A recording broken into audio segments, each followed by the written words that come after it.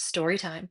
So when I was a graduate student in history at Texas A&M University in 2013, we celebrated 50 whole years of inclusion, and this was to honor the anniversary of when the D-Day General Earl Rudder, as president of Texas A&M University, had integrated the school, allowing Black students and female students and non-Corps of Cadet members to be part of the student body for the first time. There are Hispanic students going back to A&M's very, very early days, but this was the first time we had Black students and female students and non-Corps of Cadet students.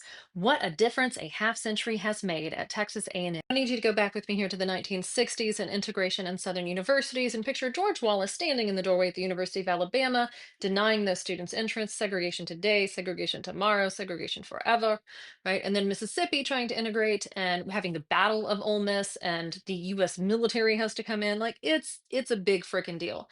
Earl Rudder does not want that for Texas A&M University, and so he very quietly makes friends with some Black families in Bryan, Texas.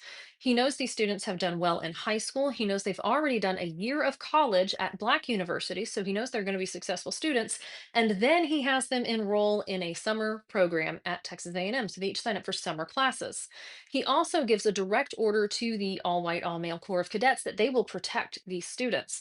And so even the students who don't like it, it's an order from Earl Rudder, they follow it.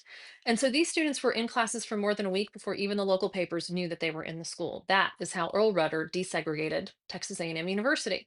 So in attending some of these 50 years of inclusion events, I got to hear from Sunny Nash, who was a journalist and was also one of the first Black female students at Texas A&M University.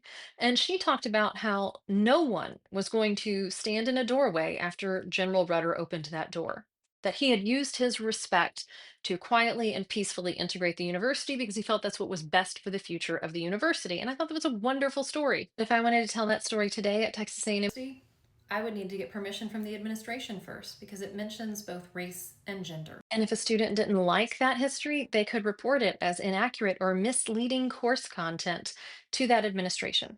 And this is not just Texas A&M University. This is the entire A&M University system, which is over a dozen different campuses throughout the state, including Prairie View A&M, a historically Black college.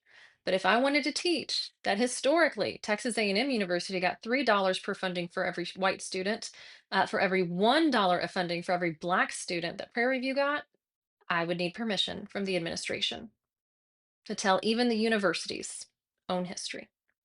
This is not a policy you enact if you want educated students and an educated citizenry, and if you have any respect for your faculty who are experts in their fields and experts at teaching.